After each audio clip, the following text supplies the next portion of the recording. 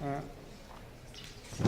always reminded in my work by one of the elders who taught at Trent and was asked by the students about the value of traditional teachings and Indigenous knowledge and why we continue to teach these things and why they are important.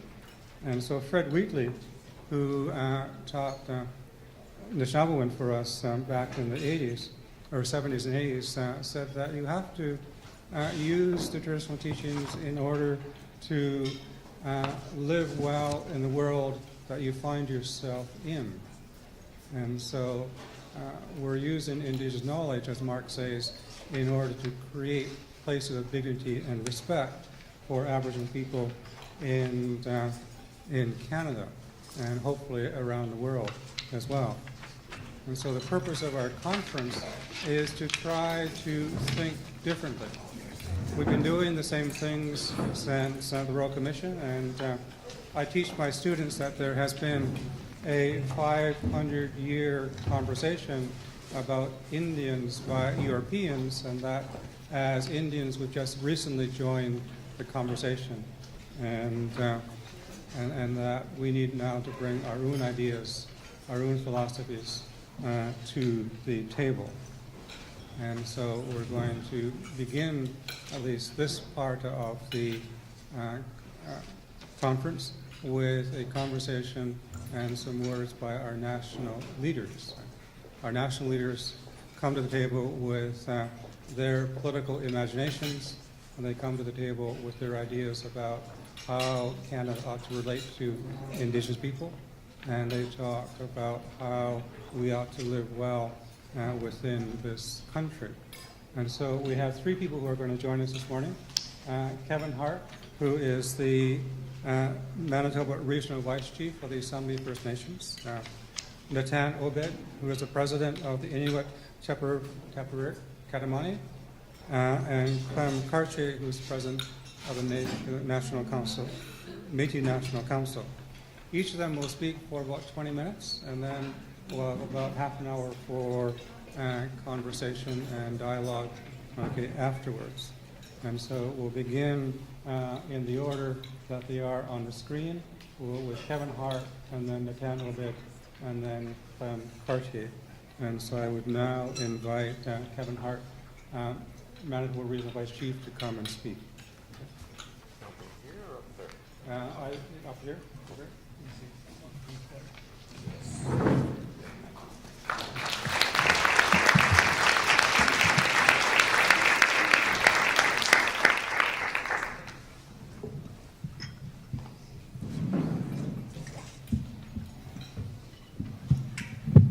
Just a little bit taller. First off, I want to acknowledge our elders and also acknowledge the treaty territory we are on. We're on the treaty territory of Treaty Number 1. It's good to be here this morning to bring you remarks and greetings on behalf of our National Chief and the Assembly of First Nations executive across this country. I want to thank you for the opportunity to share our perspectives as we mark the 20th anniversary of the report of the Royal Commission on Aboriginal Peoples. We are clear that the Truth and Reconciliation Commission's call to action, together with the implementation of the UN Declaration on the Rights of Indigenous Peoples, form the framework of our relationship with Canada. Wide-scale change by all levels of government and in all Canadian institutions is necessary today to reverse over 100 years of genocidal policies. Attempting to eliminate a people's language and culture is a personal and social injury of the deepest kind. Our strategies moving forward must be designed with First Nations, not for them. And I'll state that again, that we're hosting the National Housing Infrastructure Forum this week that brought leaders from all across Canada here to talk about a very serious issue affecting our First Nations across this country, and that's adequate housing and infrastructure in our communities. And all those linkages, of course, that tie in You know, there's social, there's health, you know, CFS, you know, there's poverty. There's a lot of linkages that when we talk about adequate housing and infrastructure in our communities. Reconciliation must be grounded in constitutional law, the laws of Indigenous nations, and in the fundamental human rights of Indigenous peoples as articulated in the Declaration. Section 35 of Canada's Constitution must be a full box of rights. Our challenge is how to best to combine various approaches in order to achieve the vision that society founded in justice, dignity, reconciliation, and redress. A high-level reconciliation table comprised of federal and First Nation leaders is necessary today. It may have several technical tables that can produce substantive proposals for consideration by the decision makers. Now, how would that look? First off, we would have the First Nations, who First Nations are mandated from resolutions and such. Government has mandates, mandate letters, and election promises. Secondly, we would look down at a reconciliation table. Tasked with developing options, this would be a high-level political table, and it would also have a technical table, of course. Now from that, we would move further down with the linkage, talking about the decision-making process. Obviously, us at the Assembly of First Nations, we take our direction from the chiefs in the Assembly, as well as the leaders across this great country. And finally, to add to that, we would have a joint policy development table. The joint policy and legislative development tables would obviously look at reviews as well as the guidelines and rules that need to be changed, obviously, because right now the way the guidelines and rules are set in place, they just set up us as First Nations people to fail. Proposals will be advanced through the AFN executive and brought to the AFN chiefs in assembly for discussion and endorsement. Similarly, the government can advance proposals from the reconciliation table to cabinet and other federal decision makers for further discussion and endorsement. A public and First Nations engagement process would operate parallel to the reconciliation table process. The purpose of the engagement would be to, 1, to educate the public, civil society, and First Nations on the content, importance of the declaration, and as well as the calls to action. 2, to encourage application of the declaration and implementation of the calls to action broadly beyond government. And 3, to generate feedback from the public, civil society, and First Nations on implementing the declaration and the calls to action. A public engagement strategy could also focus on application of human rights at the community level, both in First Nations and non-First Nation communities. Now, if we look at that, how would that reconciliation process and how would it look like? The Assembly of First Nations would be developing position papers and proposals in each of these areas and would be willing to share our initial thoughts and proposals with Canada. Now, if we look at how that reconciliation table would look, we'd have our table here, and of course it would branch out in different areas. The first area would talk, moving back and forth, of course, between the reconciliation table and our technical tables and advisory tables. First one would be on sustainable management of lands, territories, and resources. Second one would be impacts on federalism. 3, establishing a new fiscal relationship. 4, a federal policy and operations review. 5, treaties as constitutional instruments. The next one would be filling the Section 35 box. And finally, Section 9124 and the nation-to-nation relationship. Our engagement process would also include, 1, clarifying federal responsibility for a nation-to-nation relationship as in Section 9124, understanding how best to describe the declaration to A, develop strategies to recognizing the inherent rights in Section 35, and B, reject contingent rights, in example, rights that are only recognized once proved in court or fixed in treaty, and C, ensure the Aboriginal and treaty rights in Section 35 are reinforced in a nation-to-nation relationship. 3, reconciling sovereignty of Indigenous peoples with the assumed sovereignty of the Crown. 4, a complete review of all federal laws, regulations, policies, and practices to ensure consistency with Section 35 rights, international human rights, and the UN Declaration. 5, understanding the importance of a new fiscal arrangements for First Nations and reconciliation. And just to touch base on that, that's been talked about at the National Forum this week, where us as First Nation leadership are saying that we need to assume control of our own destinies now, that the time is now for us. We need to take control of the infrastructure dollars, the housing dollars that are there. We have been mandated by our Chiefs Assembly to start establishing housing commissions, infrastructure commissions, as well as a water commission for First Nations across this country. 6, ensuring that the responsibilities of all levels of government, impacts on federalism, and all Canadian institutions in the decolonization process are clear. And 7, guaranteeing that First Nation lands, territories, and resources are protected and sustainably managed.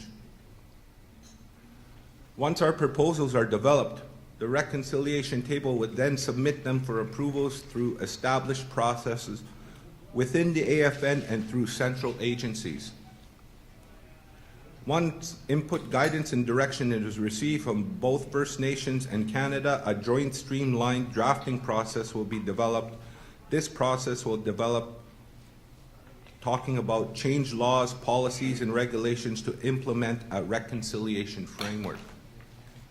So moving forward, our First Nation leaders, as well as our people across this country, are looking forward to a renewed nation-to-nation relationship with the Canadian government.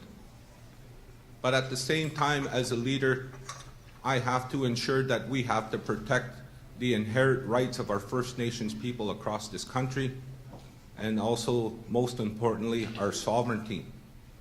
So moving forward, we look forward to working with our partners out there, and I want to thank our colleagues from our other Aboriginal organizations. Natan, it's always good to see you. Clément, it's always good to see you as well.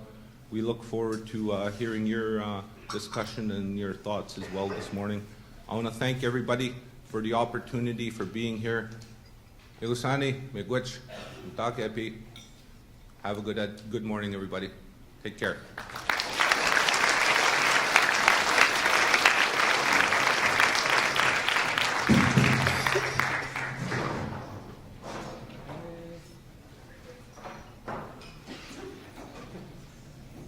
Sorry, didn't mean to get rowdy. That's pretty destructive. Okay, so thank you very much, Kevin. So I now invite Natan Obed to come and speak.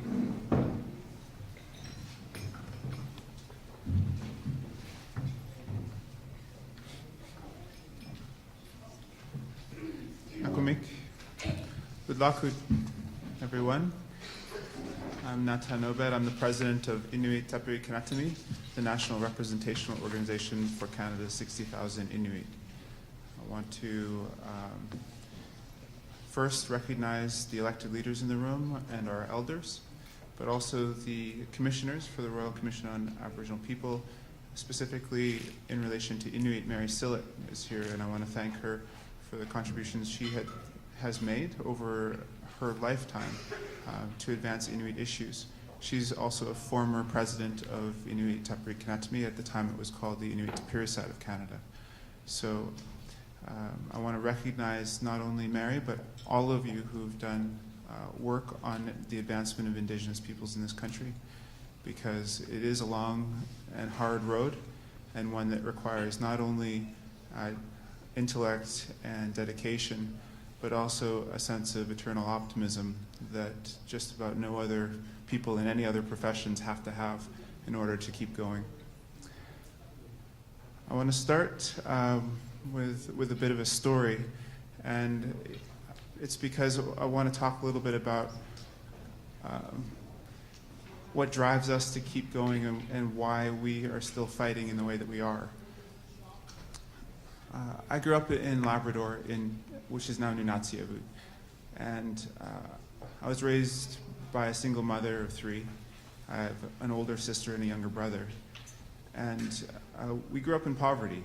We had nothing for most of my childhood, and I was enriched with my community and also with a love for my mother, but we struggled. And whenever my mother got a little bit of money, you'd think that she would be thinking about rent or food for the next 2 weeks or clothes for us, paying the heat, things like that. But when you're in poverty and you're a parent, and this is something that I've sort of understood over time, is that in that moment, you want to show your love for your kids. You want to give them something that they don't usually have. And so in the moment where she'd get a little bit of money, often we'd go to the store and we'd get an ice cream cone, or we'd get a small treat, or perhaps she'd get me a hockey stick or something that she knew that I really wanted. And I relate that to this because I feel like with the work that we do, every 10 years or so, there is a big initiative. There is something that gives us hope. And so for people who have been marginalized in Canada and don't often see the end of the tunnel and all we see is poverty and inequity, there comes along these times, these periods of hope. And we live with immense challenges in our communities. Our median income in Inuit Nunangat is $60,000 less than non-Inuit who live in Inuit Nunangat. But for the Royal Commission on, or for Kelowna, or for Truth and Reconciliation, we gather together, we talk about what we can do, we imagine a new future, but in the same way, we also know in the back of our minds that what is going to come perhaps isn't what we need. So we live in the moment, and sometimes, and why people are here in this room, it's not because I think that you believe that we somehow can change all of what needs to be changed in the next year. It is just this recognition that we keep moving on and that we take what we can get, and we are excited about the fact that we still have optimism, even though we know that the challenges sometimes are so much larger than we can do ourselves. So in many ways, I am that person that is trying to provide for people, all the while knowing that the resources that we have at hand are not the resources that we need to have a successful, sustainable, loving society with all the things that we know we want to give to all of our people. But we still have to move on. And so when I look at the 20-year commitment, and this is the literal book that is on the shelf, right, at the Inuit Tapiriit Kanatami office at our library. When I went to university, I studied the Labrador Inuit land claim process. And so I first went through this book at the ITC library in 1999, all 5 volumes, and it's still there at this library. But what have we done as a society? What have governments done? What changes have been made because of the Royal Commission? And I would imagine that in an evaluation context, there are many things that have happened that would not have happened without the Commission.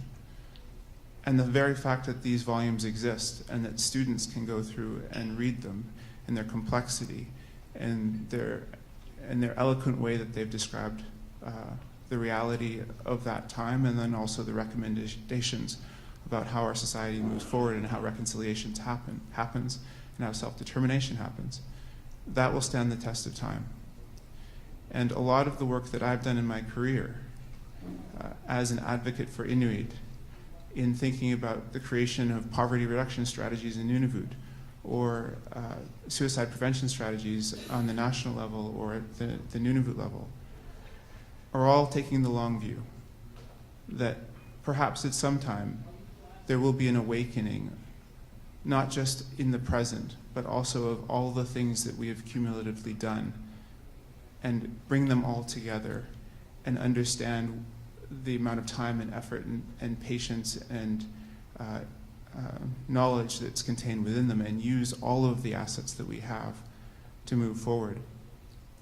There is an amnesia that happens within our government structures, and it isn't just in the federal government or provinces or territories, it's also within our Indigenous organizations. And people's lives, the cumulative efforts of entire organizations for 3 to 5 years can be wiped out by a next round of politicians or politician that comes in and just isn't interested, or had an alternative view on one of the issues of many. And if you think about how we are going to move forward with the Truth and Reconciliation Commission, or the implementation of the rights, the UN Declaration on the Rights of Indigenous People, or the mandate of this Liberal government in the federal sense, we have to somehow break that cycle of amnesia, of planned obsolescence of our work and our toil. I was a part of the Kelowna process, the year and a half that led up to the Kelowna Accord, and it was my job to convene a number of the Inuit-specific policy discussions on housing, on the relationship, on a number of different things that then would ultimately make up some of the components of Kelowna. And a lot of people questioned me at the time and saying, it's not worth my time. I'm not going to fly for 2 days and go to a meeting for a day and go back home, and I'm not going to spend a week of my life to talk about something that I know isn't going to make a difference. And it was my job to say, no, it's going to make a difference. It's different this time. Yes, RCAP's been on a shelf, but perhaps this is a time when we can revive some of those principles or those recommendations, and we can incorporate them into Kelowna in this new relationship. And I believe in Prime Minister Martin. I know that this is different. This is a different time. And that's how I got a lot of Inuit from the 4 Inuit regions, from across Inuit Nunavut, our Canadian Arctic, into the room to discuss policy issues with that government at that time. These were people who had already gone through a similar process and given their time and provided the same perspective a decade before. And here we are a decade later. And I'm calling on my Inuit leadership across Inuit Nunavut, now in the role as president, to say, you should believe in this new government. This is a point in time that is exciting, that is going to change our reality forever. And in my head, I'm thinking, if this time things don't go the way that we want them to, a lot of the things that have been promised to us are not things that I put in the Prime Minister's mouth or the Minister of Indigenous and Northern Affairs. I probably wouldn't even be as expansive as some of the promises that have been made to us and the timelines they've been made. But they are out there. And it all links into a lifetime of work on people who want to move our societies forward. And that, I think, is lost on a lot of the leaders in this country, that they're not the first people to pretend that they care about Indigenous people. It becomes politically, it becomes a part of a political process that they feel that they can come in and be our saviors, or to change this relationship, but not necessarily understand that we have been working in a patient, thoughtful, and generous way with all levels of government for a very long time, with virtually nothing to show for it. Yes, there have been many societal changes that are positive for Indigenous people. I recognize that when my father was growing up, that it was not something to be proud of to be Indigenous. That people who are Indigenous, who could pass themselves off as non-Indigenous, perhaps a lot of them were quiet. Perhaps they didn't want to be mocked and ridiculed about the color of their skin or their customs or their language. And so today, I'm very happy to see the pride that Indigenous people have in Canada. The fact that we can go into any room or into any institution and be respected for who we are, without having to feel as though when we walk into that room we're going to be disrespected. The fact that we hope for that and that we expect it is something new, and we should acknowledge it. There's still massive racism in this country, and it is something that we still have to fight against. But the fact that we expect equality, that we expect that we walk into any room that we'll be treated as a human being, that's actually something that's pretty new. So I do want to recognize that we're not in the place that we were. But at the same time, with the work that we need to do for our societies, education, housing, healthcare, governance, implementation of land claim agreements, infrastructure, these are all things that we have been working towards, but never really been successful in achieving. In our community's histories, in Inuit Nunangat, there has never been a time where we have housing sustainability or housing equity. We have 40% overcrowding in our houses, in our regions. We have 35% core housing need for our regions compared to 12% of all Canadians. We have a graduation rate that is much lower than all of Canada. We have less than 30% of our people have a grade 12 education between the ages of 25 and 64, compared to 65% for non-Indigenous Canadians. We have a tuberculosis rate that is still 250 times the rate of all others that are born in Canada. We have massive social inequity. And we're at a situation now where we have evidence. We've worked through these challenges. We have calls to actions. We have recommendations in the this Royal Commission. We have a supposedly renewed relationship with this federal government.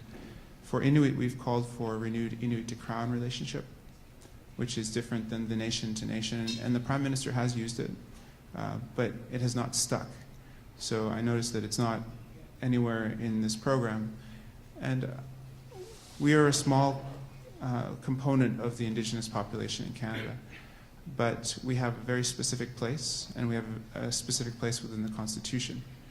And so for Inuit, you think about our small size of 60,000, but then you think about the space we occupy. We co-manage 35% of Canada's landmass and over 50% of its coastline. We are the reason why Canada can assert that it is an Arctic nation. We provide sovereignty to Canada in the human sense. And these are not small contributions. And so no matter how many people we have or how few people we have, social equity should be for everyone. And the path to get there is through governance. So in this renewed relationship, in December, the National Indigenous leaders, in December of last year, the National Indigenous leaders met with the Prime Minister. And the Prime Minister asked the question, how do we create success? And I thought that it was a genuine question, and so I answered it in the room and said that it is going to be through a structured relationship, because there are liberal platform promises, priorities of this federal government. There are also priorities of Inuit Tapiriit Kanatami, the national representational body for Canadian Inuit. And luckily, there's a large space in the middle where our priorities overlap. So what do partners do? They work together on shared priorities, but they have to do it in a structured way. So what's missing from this new supposed relationship is a structured relationship. We still have a federal government that is dictating to Indigenous people what success looks like, how we'll get there, and how much money it will take, and the processes that will take to get there.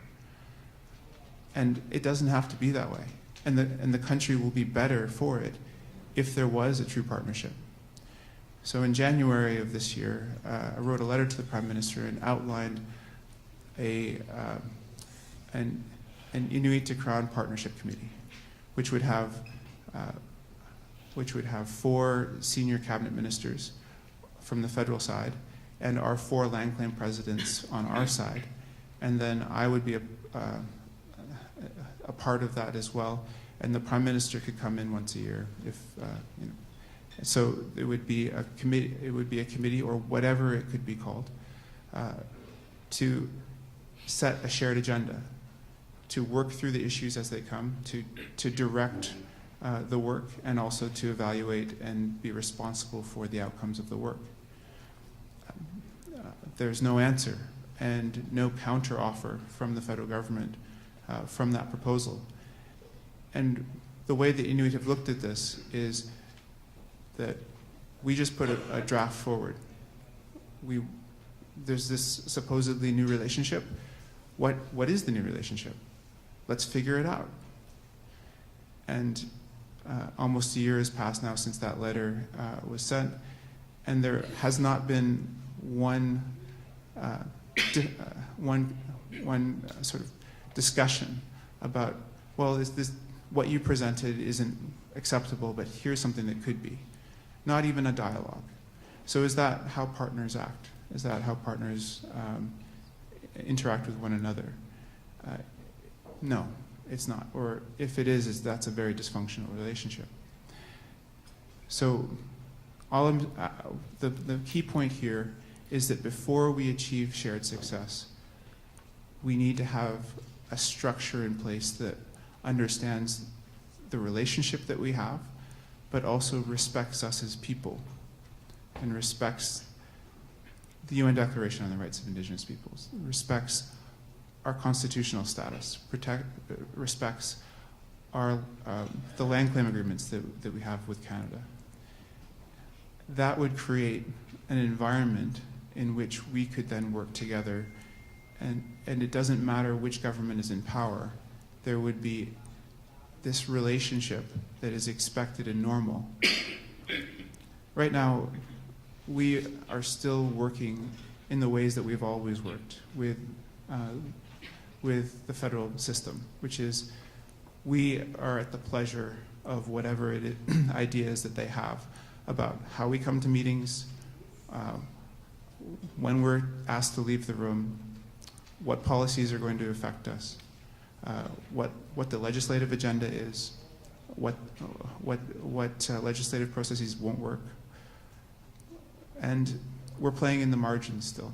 When the rhetoric of this new government talks about us being partners. And we all know in this room what that means when we think about it in our own personal lives. And I think what the challenge is now to respect what that means from an institutional perspective. I'll close just by talking a bit about the resiliency of Indigenous peoples, and specifically for Inuit. We've been through a lot. So if you think about the last 40 to 50 years even, we're just getting around to these concepts that the land that we've lived in from time immemorial isn't necessarily ours, and that we would then have to do land use and occupancy studies to even get to the point to then go through comprehensive land claim agreements with the Government of Canada. And then we had to explain to our people that our land is not necessarily owned by us, that it's something called Aboriginal title to our land, which is a lower standard of ownership, and that we don't actually own any of the resources beneath our lands, and we have to negotiate for even percentages of investment or profit from projects that happen on our territories. And that we only recently were allowed the opportunity to work towards self-government. So we have always, throughout this process, believed in Canada. We say we're Canadians, Canadians first, first Canadians. This is a slogan that Josie Kusugak made famous in our world around the year 2002, 2003, and it's something that our people believe in. We're proud Canadians. And imagine the resiliency that takes to still say that we're proud Canadians.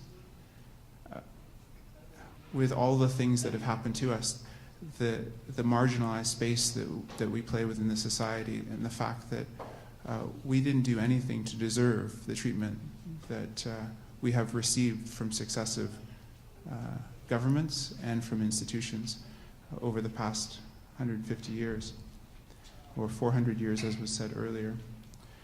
So moving forward, the challenge here is to take these commitments and all those that have come from those commitments, and to imagine them as one line.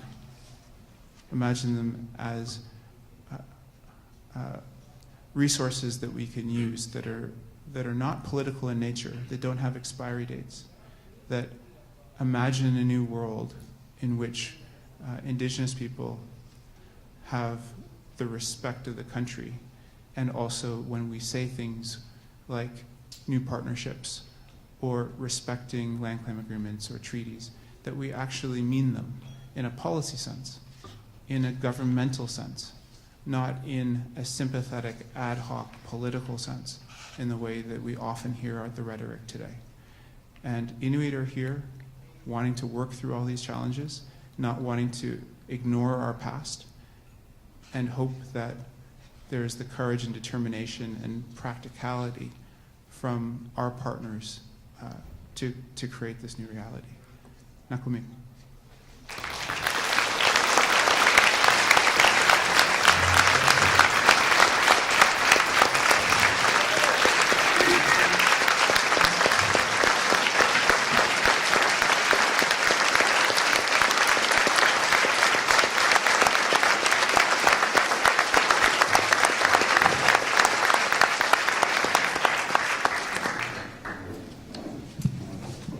Thank you very much, Obed. I now invite Clément Chartier to come and speak.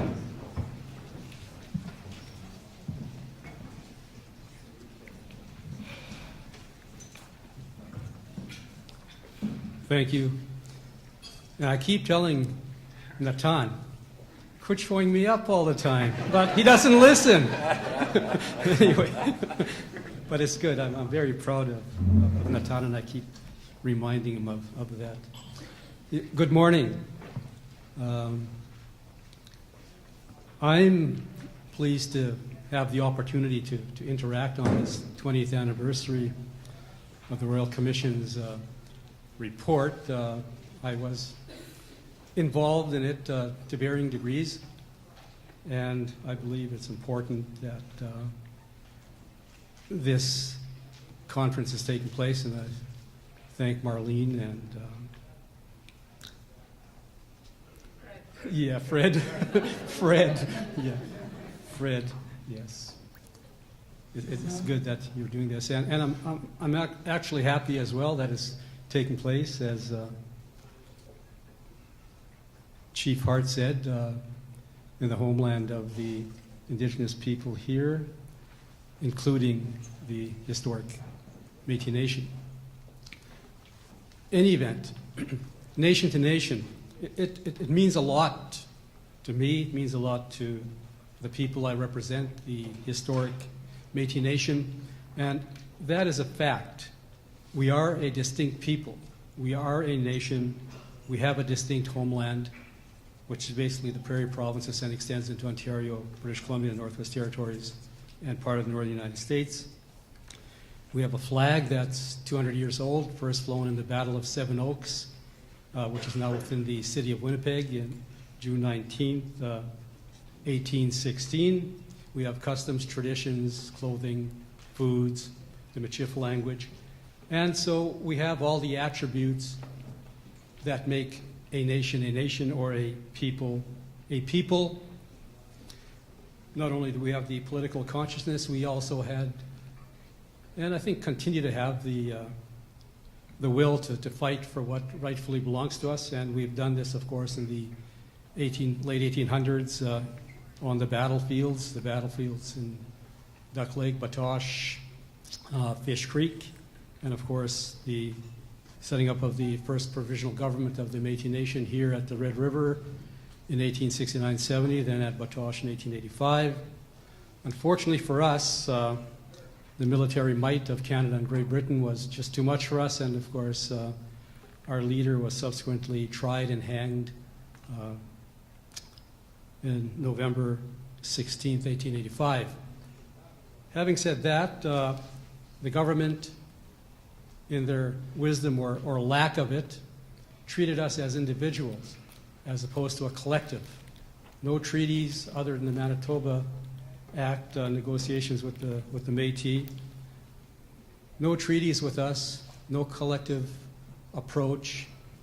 I think they did that to break our military strength and our political strength and our desire to continue our existence as a distinct people. Of course, they didn't succeed. What they did succeed at, though, was putting in a process under their legislative regime which dispossessed us from our lands and resources. And I won't get into that because it'll just take too long. I just want to give you that background. So with that, we've endured now decades of being ignored, not forgotten. They didn't forget about us, they just ignored us. They know who we are, and they know what we can do and what we're capable of. So it was a period of ignorance, or being ignored, whatever the verb is. In any event, we didn't just sit back and do anything or do nothing. Our people continued organizing in their homes, in their communities. And in the 1920s, again, our political resurgence came about. And by the late 1960s, early 1970s, we again became a fairly strong force, at least in our own eyes, in terms of the Indigenous political movement in Canada. So in 1971, the three Prairie Métis organizations formed the Native Council of Canada, which today is known as the Congress of Aboriginal Peoples. We were with that organization until 1983, when we decided to retrench and represent ourselves, and we said never again will anyone speak on behalf of the Métis Nation but the Métis people ourselves, and that's the case to today. Also in the late 1970s, we also went to the ballot box election system, and today we do have that system. We have our governments. We don't refer to ourselves as an organization. We're not an NIO or NAO. We are, and the Métis National Council is the government of the Métis Nation, and in this province, the Manitoba Métis Federation is the government of the Métis living within this geographic area. And the provinces are a reality. After 1870, the provincial boundaries were created, and they basically carved up our homeland. They dissected us into these what we now know as provinces, and those are realities. So we're organized along that basis. We have 5 governing members from Ontario to British Columbia, which together form the Métis National Council, again, the government of the Métis Nation. In 1981, along with other Indigenous peoples, we did pursue, the right to, pursue having our rights recognized and entrenched in Canada's Constitution. And that came about because of politics, not because Canada really wanted to give us anything. It's because the Prime Minister of the day didn't have the support of 8 provinces and turned to the public, including the Indigenous peoples. And we gave our support on certain conditions. The then leader of the Native Council of Canada, Harry Daniels, was instrumental in ensuring that the Métis were mentioned, that the Métis were included in the guarantees that were promised to be put into Canada's Constitution. Hence you have the definition of Aboriginal peoples being the Indians, Inuit, and Métis peoples. So that was a big breakthrough for us. With patriation, there was a promise of a constitutional conference to be held within 1 year of patriation, and that conference did take place March of 1983. And again, we were at a place where the Métis Nation had to retrench to get our rightful place at that constitutional table, and we did through political action and also legal action, because we took an injunction or sought an injunction against the Prime Minister from calling the conference because the Métis people were no longer invited, because we were no longer part of the Native Council of Canada, now known as the Congress of Aboriginal Peoples. So we got our accommodation, and we've been there ever since. And just fast forwarding it, when it came to the Royal Commission on Aboriginal Peoples, we played, I believe, a fairly instrumental role in bringing forward the aspirations of the Métis Nation, Indigenous peoples generally, but the Métis Nation. And we had, I believe, a fair hearing before the Commission. We have no complaints about the access to the Commission and to the positions that we took forward, and the willingness of the Royal Commission to listen to us. And in fact, the Commission did meet with the Métis Nation leadership in Saskatoon in Western Canada, then met in Ottawa with the other Métis, whoever those were, because they had to deal with everyone. And that was a reality, because there are Métis, there are people of mixed ancestry outside of the historic Métis Nation who refer to themselves as Métis because they are of mixed ancestry and don't necessarily fit in with any other Indigenous nation. So we were engaged in that process. And during the 80s, we were actually heavily engaged. We attended all 4 conferences. And just a little footnote of history, I believe I'm the last remaining active politician who signed the 1983 constitutional amendments back in the day. So I've been around for a little while. Some people think, much too long, but anyway. So that was the only success that we had during that constitutional process in the 1980s. In 1992, we did negotiate a side deal for the Métis Nation, known as the Métis Nation Accord, which would have accommodated our land rights negotiations, our self-government negotiations. Part of the taxes we paid back were going to be given to us to run our governments. So things were in place, and also an agreement that Section 9124 would be amended to include all Indigenous peoples. And there were many, many amendments to the Constitution itself, which would recognize the inherent right of self-government, and so on and so forth. And Obed, I believe, who's in the room, was quite instrumental in those negotiations as well. So it was a tremendous breakthrough for Indigenous peoples, but for the Métis Nation specifically, unfortunately, it fell with the October 1992 referendum. And just stepping back to 1983, when we went to the constitutional conferencing process, we said we are going to go there not on the basis of Section 35, which, as Natan mentioned, recognizes Aboriginal rights and title and so on and so forth, but that's a lesser right, at least in my view, than the right of self-determination as people. So we went there on the basis that as a people, as a nation, we have the right to a land-based and self-government. And we said that at the end of the day, if that fails, we'll fall back on Section 35. And so with the failure of the 1992 conference, we did fall back on Section 35, and we did start defending our people as they were charged and appearing in front of the courts. And to date, that has been fairly successful. But I just want to go to RCAP and to its final report in 1996. I didn't bring the book, but or the chapter Métis Perspectives, but it's been very useful to us. First of all, it's a great educational tool. You know, it adequately describes our people, our history. Very good, very well. Also, we've been using that in every court case that we've gone to in terms of, you know, our hunting and fishing rights. We always table that. Well, not table it. We put it in as evidence, and our experts speak to it as well. So it's been helpful also educating the courts, and it's also helpful in establishing evidence that leads to the recognition of our rights. And it's also been helpful in policy and political discussion. So it's been a useful document.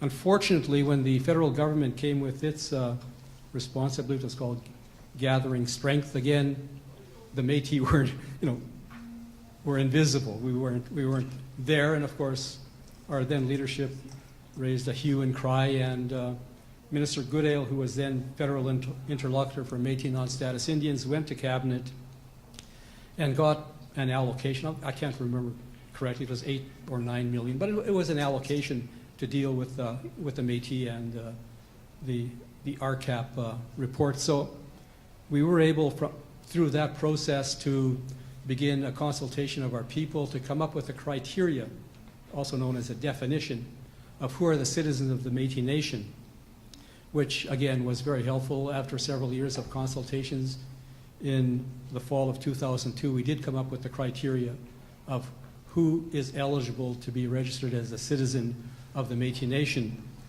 A year later, actually, the Supreme Court of Canada, in the Powley decision, came up also with criteria which was fairly close. The only difference was in Powley, it's acceptance by the Métis community. In our criteria, it's acceptance by the Métis Nation.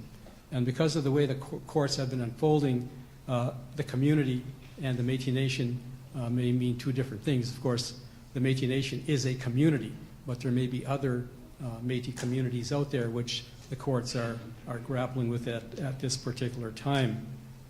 So basically, out of that also came a test case fund. We initially received $200,000 a year, then went up to $300,000 a year, and then, of course, we had Harper, and then we had 0 thousands after that. But in any event, we were able to fight some of these cases in the courts. And I guess I better speed up here. I'm running out of time. Just give me the signal when you want me to. So basically, with the court cases, we've had success. In Powley, it says that, you know, Métis are full-fledged rights-bearing Aboriginal people. There are no hierarchy in rights. Métis rights are no greater than First Nations rights, or vice versa, or Inuit rights. Métis rights, Métis rights flow from the Métis people themselves. They're not inherited rights from their Indian forebears. And basically, it's a good decision and sets a test for those who purport to have Section 35 rights to meet. And that has been taking place. We've had several cases on the prairies in Saskatchewan and Manitoba, particularly, where we've met, you know, the test has easily been met. In the Maritimes and in Quebec, that test thus far has not been met. There is the Corneau appeal in the Court of Appeal. out of Quebec to be heard in December, where they're putting forward, the Métis defense, and we'll see where that takes us. But anyway, being Métis is more than being of mixed ancestry, and that's a good thing that the court has recognized that. So just fast forwarding, we come to the Martin era, and up until then, not much was happening in terms of the RCAP report, other than, like I say, the $8 or $9 million that was allocated to us. Through Martin, he did open up a significant space. We had a process of about a year and a half, leading to Kelowna. Again, the Métis Nation was a big winner, not in terms of the amount of the monies at the end of the day, but it was the recognition of our people, and also that we'd be looking at a Métis Nation Economic Development Institute on education and excellence in education, housing authority, ECDEV, involved in the federal health blueprint, so on and so forth. But of course, again, we had the election, and we were wiped off that potential progress that could have been made. Also, though, Paul Martin at the time, the Honourable Paul Martin, did say that they would move forward on the basis that Métis were also included under Section 9124, again, without any sort of amendment. So we were looking at some significant progress. Then we have, of course, the Harper government that came in. We lost momentum. We did sign with the Harper government a Métis Nation protocol. We had a Métis Economic Development Symposium process. So on economic development, we did make some progress. Not too much. And again, in the Supreme Court of Canada, in the intervening years, we're sort of the friends of the Métis, if I can call it that, in terms of anyone in this country. They had the Cunningham case in 2011, where they said that the Métis Nation has the right to determine its own citizenship. The Manitoba Métis Federation in 2013, where they ruled that the action of the federal government in between 1870 to 1880, thereabouts, again dealing with the Métis as individuals, said that the honor of the Crown was not met in fulfilling the promise of 1.4 million acres to the Métis in that province of Manitoba, and they are now renegotiating that. And of course, we had Daniels in April of this year, where they said that non-status Indians and Métis fall within the purview of Section 9124. Now we have not so new anymore, but we have the one-year-old government of Mr. Trudeau, and they had a fairly good Métis policy, and now that policy is being put into place. And I just want to read that policy. It says, Canada must complete the unfinished work of Confederation by establishing a renewed nation-to-nation relationship with the Métis Nation based on trust, respect, and cooperation for mutual benefit. A Liberal government will work in partnership with the Métis Nation on a nation-to-nation basis to further Métis self-government. And there's a lot more to it than that. We have met, as Natan said, with the Prime Minister, and currently we are looking, the Métis Nation, at having a Crown Métis Nation summit with the Prime Minister, hopefully by the end of December. We did table with them a framework for reconciliation of Métis Section 35 rights. We're still negotiating that framework. It's been a year in the making. The only difference between this government and the previous one, under Chuck Straw, we negotiated our Métis Nation protocol in less than 48 hours. This one, we're going on to quite a number of months. But in any event, we believe we will move forward very quickly on intergovernmental forums.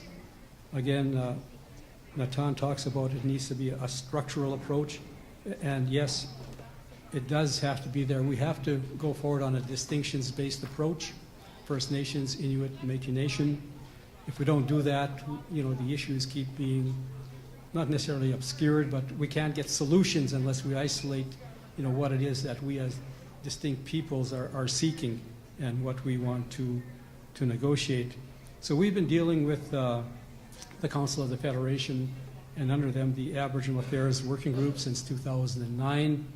Of course, in addition to the Métis National Council, the Assembly of First Nations in Inuit, Tapiriit, Kanatami, we have the Congress of Aboriginal Peoples and the Native Women's Association of Canada at the table. We all bring different perspectives. And again, I just want to come back to this notion again. We don't refer to ourselves as a government, as an organization, but as a government, whereas as you hear my two previous speakers, they do refer to themselves as organizations, and that's true, but they also, in my discussions, and go on to say, but we do represent our respective governments, the Inuit land claims governments and the First Nations governments. And that, so I've been pushing for respectful language, which Fred and Marlene have gone with that. And I've been pushing this with the Prime Minister and with the premiers and with the ministers, and we'll continue to push it, that when they refer to us in the future, that it's national representatives of Indigenous organizations and, Indigenous governments, sorry. I'm just trying to speed up here. National representatives of Indigenous governments and organizations. So in intergovernmental meetings, intergovernmental relations, it should be with the national representatives of Indigenous governments. Where it's not an intergovernmental meeting, then it should be, again, national representatives of Indigenous governments and organizations, and CAP and Native Women's Association of Canada, should be there as well to address their issues that they advocate for. And again, nation to nation means nations. Well, we know what a nation is. In any event, and I want to say to NWAC has done excellent work over the years, and I believe will continue to do excellent work, and I fully support NWAC. I give letters of support. But as we move forward on this nation-to-nation, government-to-government, we have to start doing it in a structured way. And I'm telling ministers this, including Jody Wilson and Minister Bennett in my discussions with them and debates. Section 35 has been there for a long time, since 1982. And I told this to the Premier as well, from Premier Wynne from Ontario, because she's saying, look, women should be at the table. After all, it's 2016. I said, after all, it's 2016. You should be recognizing our inherent right of self-government and our right, in our recognition as government. So we're having that kind of discussion. And in terms of the Métis Nation, this new federal, provincial, territorial, Indigenous forum, we're saying unless governments respect it, and it's in the terms of reference, which is being fought by some people, unless they respect us as governments, the Métis Nation is not going to the table, because we have to make a stand somewhere. We can't be going on 1970s thinking. We have to be going with what is there today. And just in conclusion, in terms of the Métis Nation, while many obstacles still face us, we need to take political action and be disruptive if necessary to the integrity of so protect the integrity of our nation. And the foremost is our historic nation, our homeland, and we are going to be taking some strict and hard decisions on that. We need to protect the integrity of our people and our nation.